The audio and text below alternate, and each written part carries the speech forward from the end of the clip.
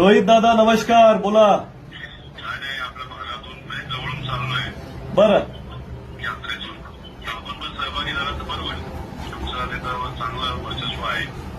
नाही, मला निश्चित आनंद होईल. आणि बघा काय योग आहे, मी आमच्या चिखली नगरपालिकेच्या अभ्यासिकेमध्ये सध्या बसलेलो आहे आणि योगायोगाने मी यूपीएससी एमपीएससीच्या संदर्भातच या मुलांशी चर्चा करतोय.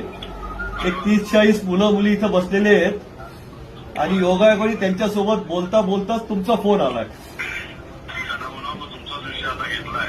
हा हा हा हा. राहुल भाऊ तर येतीलच. तुम्ही येणार अजून त्यांच्यामुळे 40 मुलांना पण एक दिवस आणा. हो, आमच्या इथे वेगवेगळे सेंटर्स आहेत.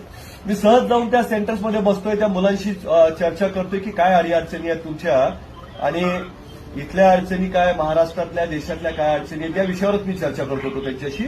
आणि आज पहिल्याच सेंटरला मी व्हिजिट दिली आहे. आणि या मुद्द्यावर पण बोला आपण जे मुद्दे घेताना कॉन्ट्रॅक्ट वगैरे. हा हा हा. मग आपण कंत्राटी पद्धत मी घेतो, सगळी माहिती घेतो तुमच्या काय काय कधी कधी आहेत, तारखा कुठे आहेत आमच्या आसपास, आणि आम्ही सगळेच सहभागी होऊ. चला, खूप छान पदयात्रा सुरू केली आहे तुम्ही.